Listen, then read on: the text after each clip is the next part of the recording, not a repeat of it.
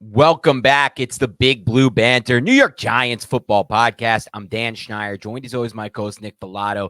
And tonight we're here to talk to you a little bit about Giants Cutdown Day, the initial 53-man roster, plus a trade the Giants made to acquire another former top 45 pick. The first one, Isaiah Simmons, was actually way higher than top 45.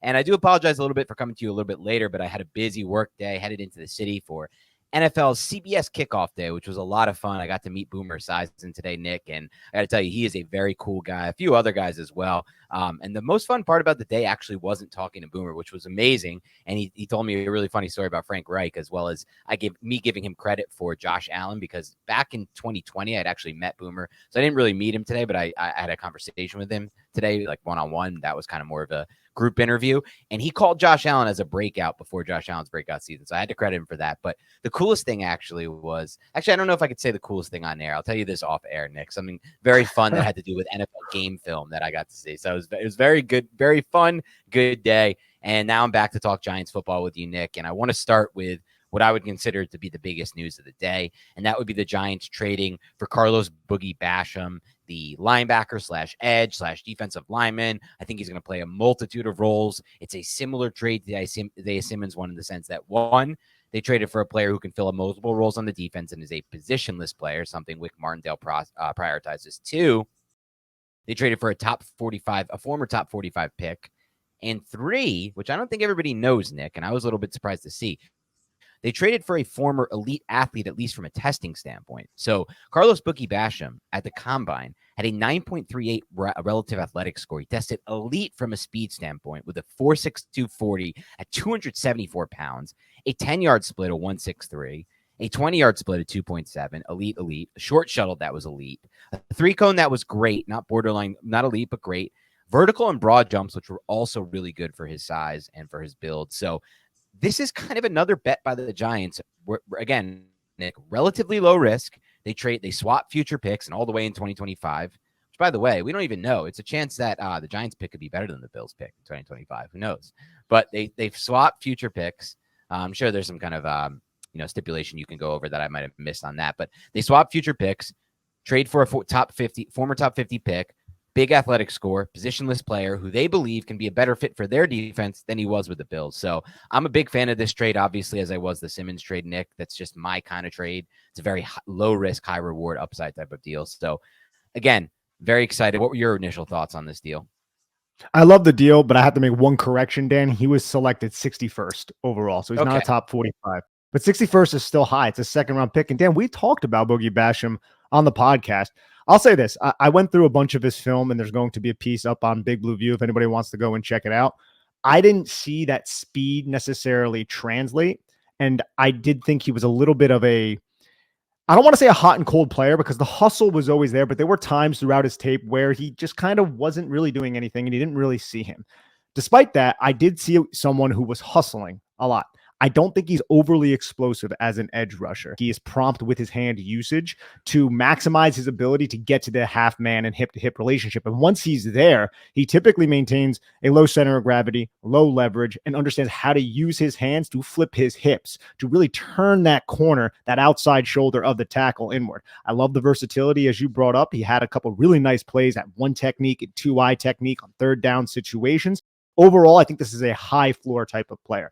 I don't think he's come close to reaching the potential that we saw when he came out of Wake Forest, because you and I both liked him. I don't think that necessarily has consistently translated in the 2 years he spent with the Buffalo Bills. But all in all, I think this is somewhat of I don't want to say a replicated skill set, but somewhat of a replicated skill set to Jihad Ward, which is not a bad thing. The Giants, what was their primary goal? And I've talked about this a lot during the offseason. It was get more physical up front and be a better run defending team. Boogie Basham is going to be much better than O'Shane Ximines and much better than Timon Fox with those two things. Timon Fox is a little bit more explosive and O'Shane is a little bit more explosive. But Boogie Basham, there really wasn't many clips or plays of him just getting bullied in the run game. He's an assignment sound player. And I think it's also very important to note this. He's going to a completely different system. But if you look at what Leslie Frazier ran, it was a lot of 4 down front.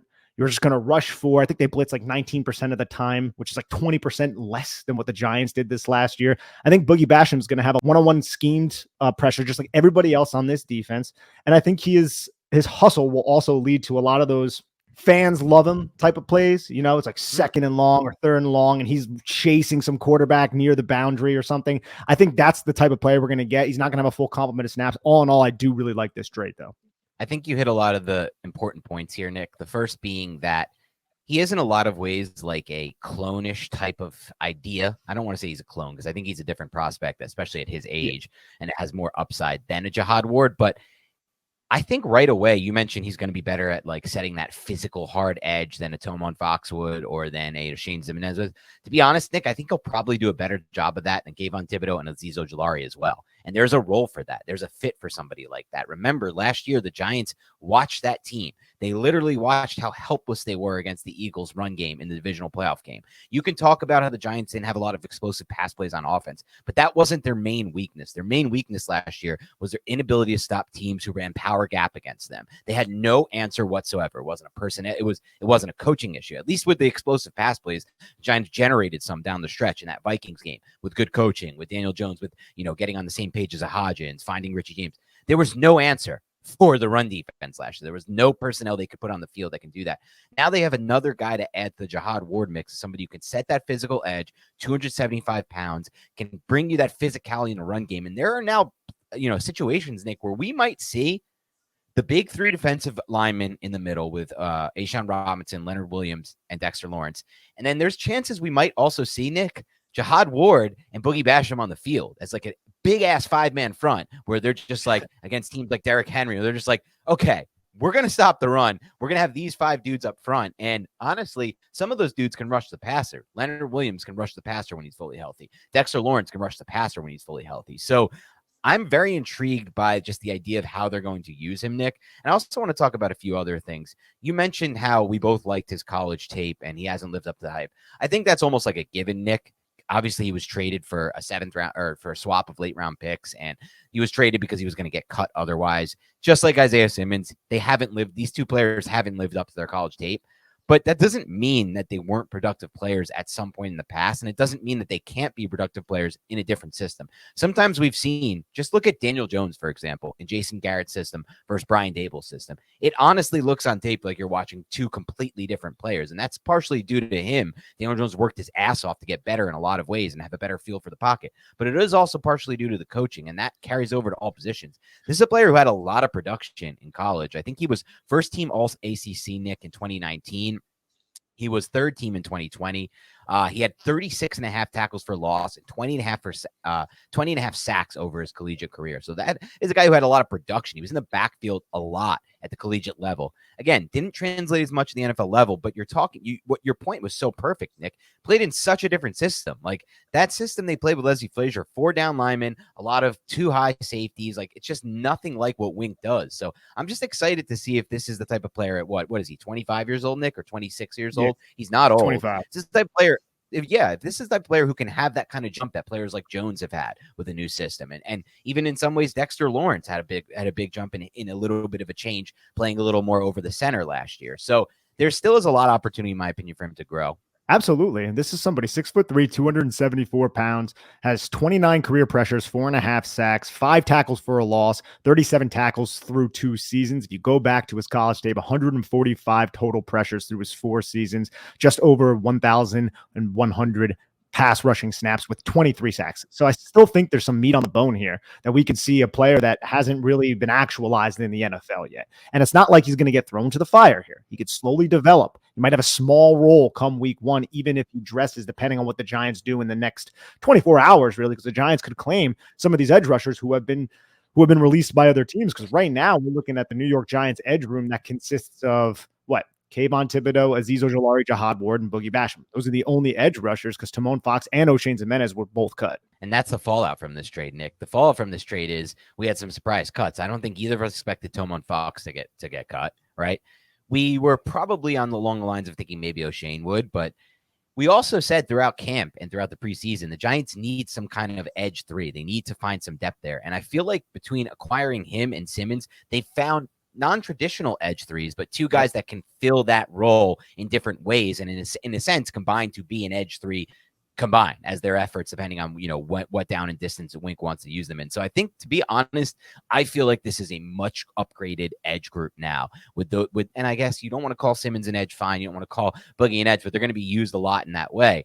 And to have those two guys instead of like O'Shane and Tomon Fox, as much as we loved Fox, a lot of that is we cover the team. Some of these guys we love, let's be honest, it's because you guys watch the team. It's because you follow the team every day. But when you see them get cut and then not claimed to a roster, it tells you what they really are to the rest of the teams. But players like this, Boogie Basham and Simmons, it might not work out, Nick. Like, we can't just sit here and say, oh, this is a guarantee, right? Because obviously they're traded for late round picks. There's no such thing as a guarantee for when that's such a kind of capital that is, sent the other way. But I got to tell you, I feel a lot more confident that they can offer that value than some of these back end guys that are UDFAs that the Giants claim. And we like their training camp stuff, but when they've hit the real field in the real games outside of preseason, they can't beat starting NFL tackles.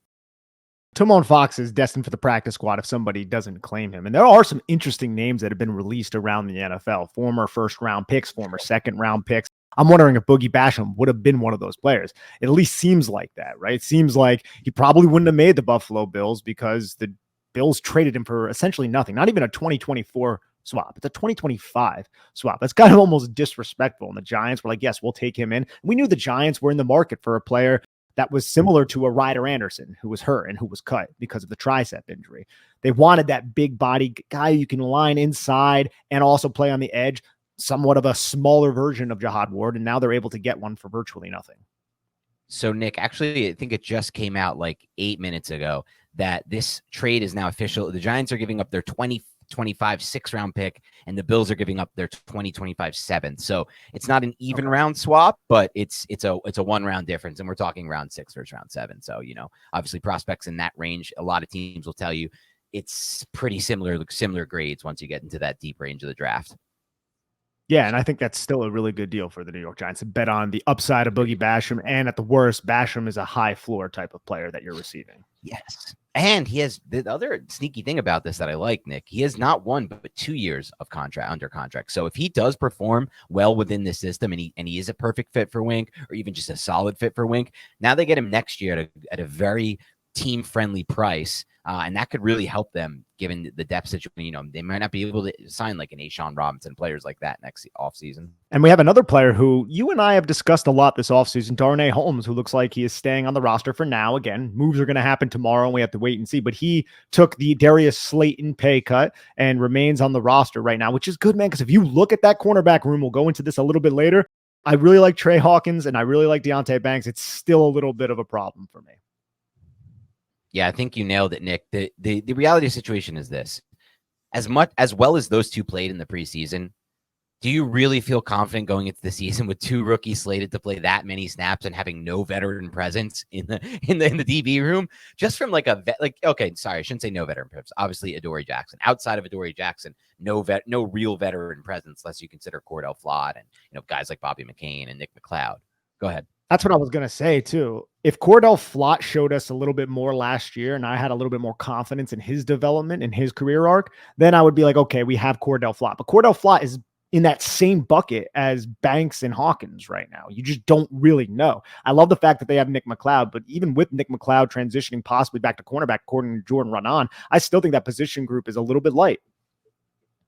Completely agree with you. And that's why I'm happy Darnay Holmes is back. I understand that he hasn't had the best film and coverage, but he's been really strong around the line of scrimmage, and he knows the system. He brings that veteran presence. So definitely happy about that news, Nick. But even better news in my mind, I thought, was when you saw how the wide receiver room was shaking out, and you saw they cut Colin Johnson a day ago. Then you see they cut Cole Beasley, and you're like, wait a second.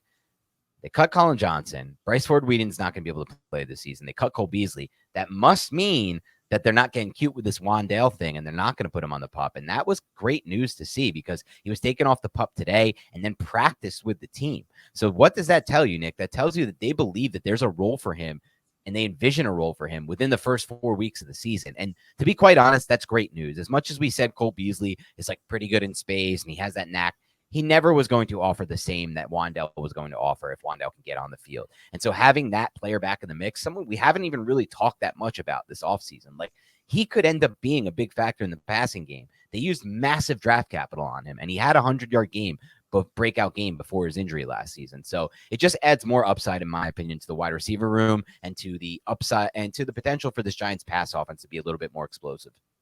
It's excellent to have Wan'Dale Robinson back. But Cole Beasley, he's destined for the practice squad as well. I think that's what the Giants are trying to do. No one's going to claim 34-year-old Cole Beasley, put him on his active roster. You allow him to get healthy on the practice squad, and you can elevate him when he is ready. So I do think he'll be wearing Giants blue if he can just get healthy. But damn, having Wan'Dale back, you're right. We haven't really discussed him that much because it was just so unknown. When is he going to be out there? Right now, you're looking at possibly a week 1 contribution from Wan'Dale Robinson. Not a lot of people thought that. I wouldn't be shocked if he doesn't contribute on week 1, and maybe we'll wait and see. We'll have to see how healthy he is. But he's running around and he practiced today, so there's definitely positive trajectory there. Can I tell you one area I hope to never see Wan'Dale Robinson, Nick? Or at least I shouldn't say never. I hope to not see early in the season. Oh, punt return? Punt returner. Yeah. I've been through this hell already, Nick, with Adoree Jackson last year. I don't need it. I know there's no great options right now at punt returner. Good God, just fair catch the ball every time. It's better. Like in today's NFL, just fair catch the ball. You don't fumble. I don't need these. You risk no injury. Like I know they're thinking about potentially using Wan'Dale there. I don't want it at all there, Nick. I don't want to see Wan'Dale. I don't want to see Adoree. We'll see what happens with that, but I'm still a little nervous that Wan'Dale could be in the mix there. And I just have no interest. I'm not a specialty. I'm just out on returns at this point, Nick. I was watching something. I went over something today at work where it's just like they're doing the NFL is phasing out kick returns. Essentially, you can now fair catch the ball, which was never allowed. So they're doing everything in their power to bring that down for a multitude of reasons. Like if you look at the numbers, concussions are up on those plays, and that's probably going to carry over to punt returns as well at some point. So just get ahead of the curve, get a guy who can fair catch the ball nice for you. He won't fumble. Maybe he'll take 6 or 8 yards if it's right in front of him. It's a really bad punt, but yeah, man, I don't want to put any valuable players there. So I hope they don't have that in their mind. We also had Dable come out and express the 10 captains in the New York Giants. 10. It's a lot of captains, Dan. I know last year the Giants had quite a few, but that's almost a fifth of the active roster is a captain here. And we'll go through the names real quick. I don't think there's any surprises here. It's Daniel Jones, Andrew Thomas, Saquon Barkley, Darren Waller, Graham Gano, Leonard Williams, Dexter Lawrence, Bobby Okereke, Xavier McKinney, and Adoree Jackson. But I will say this, 2 new players who they definitely have it in them to be captains, but 2 new players, first time on the New York Giants, are captains. It's a real testament to Bobby Okereke and Darren Waller. That's a great point, Nick. It's a testament to how fast they've acclimated themselves on this team. And more importantly, I would say, Nick, how fast they've ingratiated themselves with their teammates, because right now you wouldn't get that captain job if you didn't prove to your teammates in practice every day that you work your ass off and that you're ready to give it your all, because that's a bit, one thing that's, I know we talk about it sometimes, but not as much maybe as we should, is the test, the tone that Daniel Jones sets by being the first one in practice every day and the last one out. And I know in our minds, if you don't have that at quarterback, you're never winning a Super Bowl regardless. To us, it's a foundation, it's a baseline. But the reality of the situation is, if you look across the NFL, not every quarterback is doing that, right? And not every quarterback is not only doing that, not every quarterback is like running for those first downs and putting their body on the line the way Daniel Jones does. So I feel like he sets the tone there, and anyone else who was named captain, like the players you just mentioned, even the newbies, Darren Waller and Bobby Okereke, they've set a similar tone, would be my guess. And they've really put their bodies on the line this offseason. Obviously, you mentioned Adoree Jackson. He has been unbelievably selfless, right? He's helped these rookies come along, and he's agreed to slot role at times that he probably wasn't going, despite it being a contract year. Like, that is no good for his contract year hopes, right? Like, he wants to be on the outside locking down number one alpha X receivers. That's his best chance to get paid again in free agency, but he put that behind him to help the team. So I really appreciated that and like that about Adoree, by the way, this offseason. I don't know if we've mentioned that enough. And also just having this type of culture that is being instilled by this coaching staff, this front office, and those types of players and those types of people that the Giants are bringing in are the exact types of players and people that they want to have buy-in to what they're selling. And it is happening. I mean, I'm also just glad right now that we're not having that Blake Martinez situation, because last year at this time we were like, oh shit, Blake Martinez isn't a captain. There's some shade there. And then a few days later, maybe he wasn't even on the team. So we've talked about some of the cuts, Nick. Shane Zimenez, Tamon Fox, Cole Beasley, who's destined for the practice squad, Ryder Anderson, who we liked, but obviously the injury situation there, I think, was really driving that one, Nick. Let's talk about 2 surprise ones. Excuse me. I want to start with the biggest surprise for me, though maybe it shouldn't have been because maybe we should have read the tea leaves on this one. And it was Tyree Phillips, the right tackle / right guard. He played tackle for the Giants last year in a pinch when Evan Neal got hurt. We thought he was more than capable on film, albeit over a small sample size. The Giants obviously did not feel that way. I've heard he had a slow training camp and preseason time. Obviously, he was injured at times, though, according to Jordan Schultz, who announced the cut, he said he's fully healthy now and ready to try to make another team. So I don't know if that's true. I don't know if it's not. It seems like this one was not injury related, Nick, but it does leave the Giants in a really precarious spot here with Matt Peart now as the supposed swing tackle, maybe Marcus McKethan. That one feels even scarier. I think we're at a point, Nick, where outside of Daniel Jones, there's no worse injury for the Giants this year than either of these tackles, Andrew Thomas and Evan Neal. And I got to say, if Kayvon Thibodeau, God forbid, knock on wood, went down, I'd feel more comfortable than if one of these guys went down. Even if one of these corners, like Adoree Jackson, went down, I swear to God, I'd feel more comfortable because I think if they have to play Matt Peart or, Marcus McKethan at any point this season for Neal or Thomas, it changes the entire scheme. It changes everything you can do from a game planning standpoint. It changes what you can call as a play caller. It changes what you can call pre-snap Daniel Jones, what he can check into, what he can check out of. It pretty much ruins the offense and makes it, barrels it down into a very basic offense that might work for a week or two, but will eventually get caught up to by the rest of the NFL. So it's a bad spot, but what could they have done? Like, people were like, I saw someone in my replies today, like, Joe Schoen has not done enough to fix this O-line. I'm like, dude, he spent a top 10 pick on Evan Neal, right? He spent the top pick on Azudu. He signed a player in Glowinski. He drafted another guy the year before, 3 guys in his first draft, in McKethan. And then this offseason as well, he drafted a center with a top 60 pick who's going to start right away from day one. He's done a lot. The reality of the situation is O-line sucks. It's a tough position around the NFL. The Giants are not the only people in this position. Some teams have used a wild amount of assets and are still in the same position the Giants are in. So in the end, it's not really a GM's fault in this sense, Joe Schoen, because he's put a lot of resources. It's not like the one and done kind of drafts where he drafts one guy and that calls it. I mean, he's drafted 4 offensive linemen in the last 2 drafts. That's a lot, that's more than enough with a free agent signing like Glowinski. So it's a bad situation at tackle 3, Nick, but the Giants just have to pray that these 2 stay healthy. It's going to be a disaster if either of those guys go down, especially Andrew Thomas, but either of them. I mean, right now you look at some of the tackles who are released. Looking at Alex Leatherwood and Hakeem Adeniji are the 2 that make you the most excited, and you're not excited at all. You're excited about those guys like you're excited about a root canal. So that's the type, that's the landscape of the available tackles at the moment. So it's a disaster. One thing I would say, and I didn't like Leatherwood when he came out of the draft that year, and I don't necessarily want the Giants to go about adding him because I'm not even certain if he's better than Matt Peart.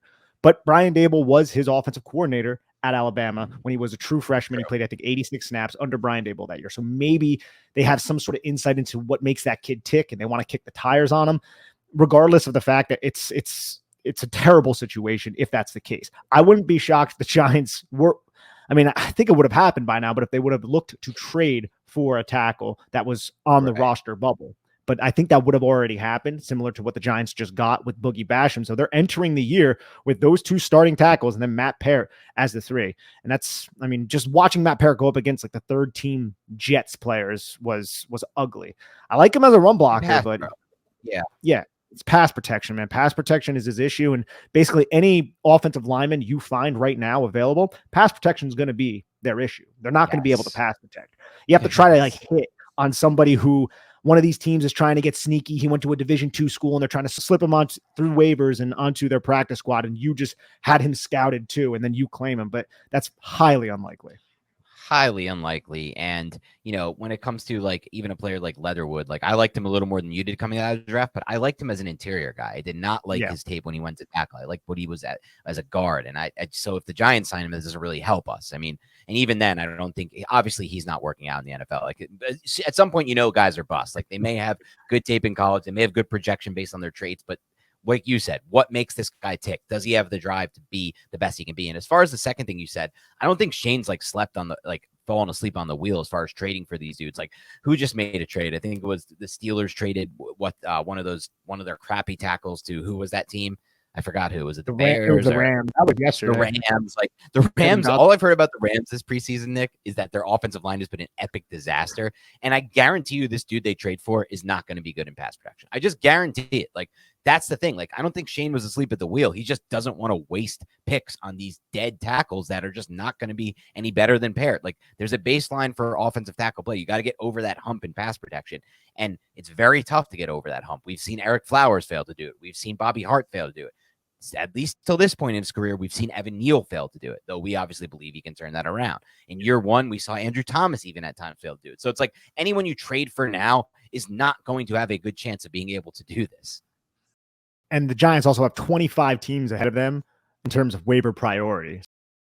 Okay, let's go over a few more names who got cut, and then probably the second biggest surprise after that. So we'll go Jamison Crowder, Corbin, who we were split on, but he did get cut. Deontay Johnson, we thought. Baldonado cut. Lyons cut. Pimpleton cut. DeVito cut, but he'll make the practice squad. Wilburn cut. Sills cut again.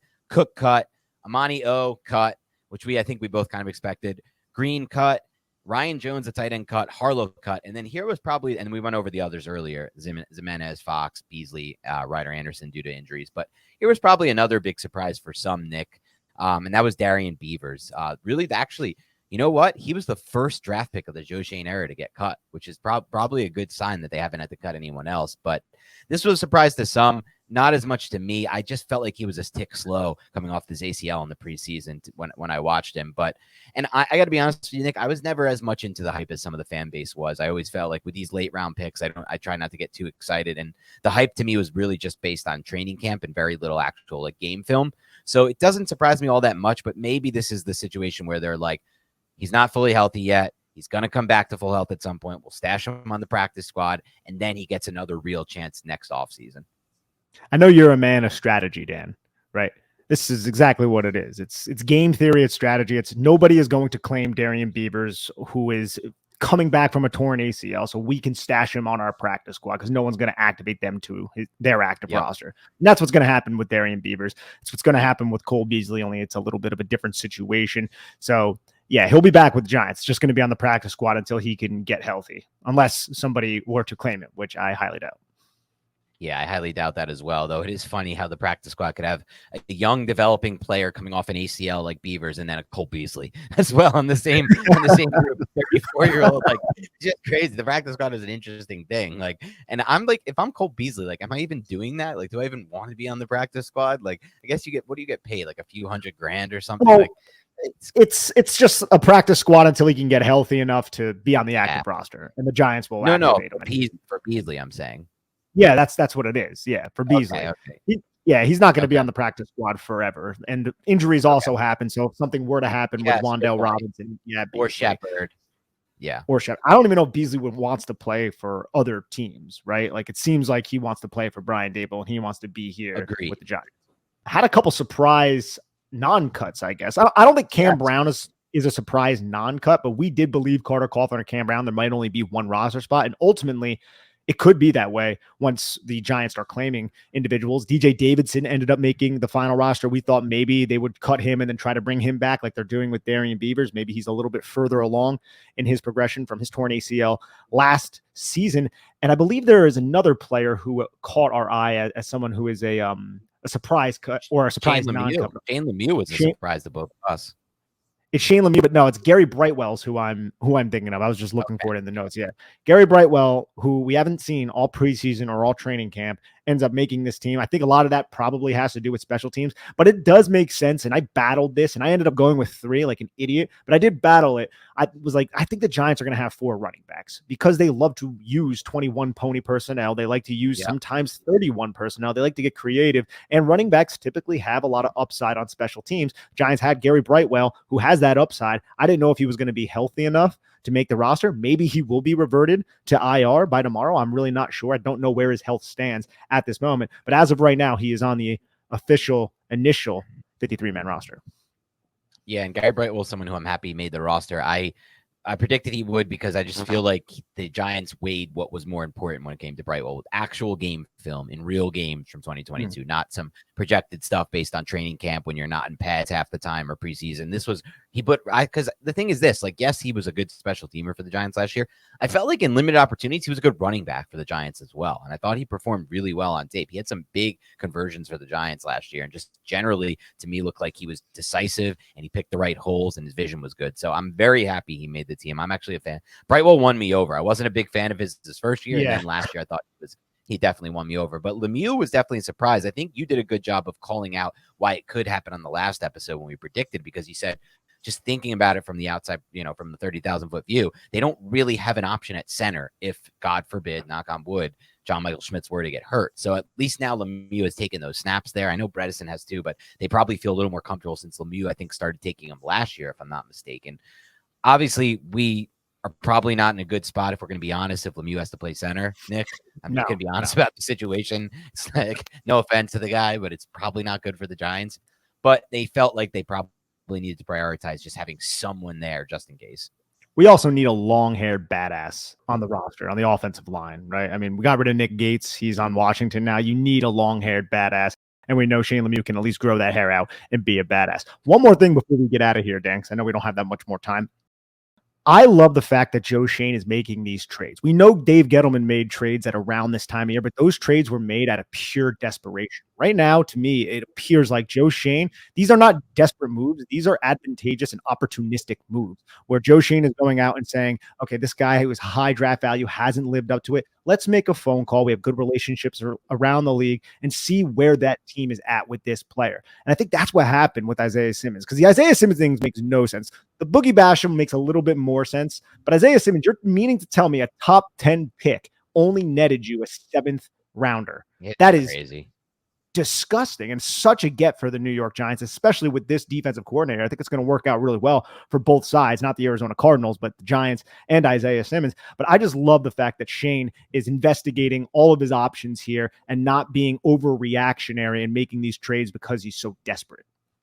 You're right. Shane's had a really good process, in my opinion, from the start. That's all I ever asked for a GM. Good process. Good results typically tend to come with a good process, but not always. But as long as you have a good process, you give yourself a much better chance of having good results. When you have a broken process, you're playing with fire there and you're hoping for the best. One final thing I want to say, another player who, we thought would make the roster, but it wasn't, in my opinion, a certainty, Sterling Shepard. I'm really happy Sterling Shepard made the roster. He's always been a favorite of both Nick and I on Big Blue Banter. We don't really care what some fans have to say about his injury history. We just are hoping for the best and hoping he gets a good bill of luck this year. You never know, in my opinion, when it comes to injuries. I know everybody's going to say he's been injured, this, then, but trust me, there's a lot of luck involved in these injuries too. And I think I'm hoping for the best there. And I look, Nick, and we'll end it on this, but I look at that group: Darius Slayton, Jalen Hyatt, Isaiah Hodgins, Sterling Shepard, Paris Campbell, and Wan'Dale Robinson, those 6. And I feel way more confident than I felt last offseason, both from a depth standpoint going into week 1, from an overall talent standpoint, and from an upside standpoint. All 3 things. Check. I feel so much better about. And that makes me feel so much better about Giants having a chance to evolve into a much better passing offense in 2023. And also you add in Darren Waller, Daniel Bellinger has another year under his belt, Lawrence Cager. Last year was just Tanner Hudson and a rookie Daniel Bellinger at tight end on the initial 53. And just one more quick thing too. If the Giants are going to pick up players at certain positions, obviously those players have to meet certain requirements that the Giants want, but pay attention to the positions of obviously offensive tackle, cornerback, I still think is up there, and also edge. I would not be shocked about hybrid edge. You know how Wink Martindale does. Yeah. I think those are great points by you, especially corner. I'd keep an eye on corner because the Giants made a lot of moves last offseason at corner, and that's like the one position that I feel like frees up a little bit around these cuts time. There's actually players who can play in the NFL versus like a tackle position where you're just really digging at the real bottom of that bucket there to try to find something. But anyway, thanks again for tuning into the Big Blue Banter podcast. Keep it locked and loaded. More content coming. We are going to keep coming at you with the news, but also we're going to start to do some fun stuff in the coming days, like breakouts, sleepers, busts, all that type of good stuff, and try to make some bold predictions for the season as well. I want to go back, Nick, and listen to our bold prediction pod because I don't remember all of them, but I know we nailed the Barkley one. That's the one I know that we really crushed last season. Go ahead. It never made any sense. Like I play fantasy football and people are like, yeah, Saquon Barkley should be like a deep 2nd round pick. I'm like, that's the dumbest thing in the world. I got Saquon at the 1-2 turn and all my teams went to the playoffs. such a value last year. And I thought for a little while that was going to be Waller this year because obviously, over at CBS Sports, we start doing mock drafts, industry mock drafts like in May. And so in the beginning of May, I was getting Waller in the 6th round every single draft. And then it started to creep up to the 5th, or it was like the 7th, actually. No, it was earlier. It was like the 7th, 8th. Then it creeped up to the 6th consistently. And then it's like the 5th. And then I've seen some really aggressive ones in the 4th after that preseason game when he got like 73 targets per route run type of thing. So now that deal is over with, but yeah, I agree with you on Barkley last year, but don't go by all of our bold predictions last year. Because remember, a bold prediction, you're not supposed to get 100% of those right. They're a bold prediction for a reason. If you're not even one of them, you're in a good spot. So we'll try to come up with some bold ones for you in the coming days as well. But have a great rest of your week, and we'll talk to you soon.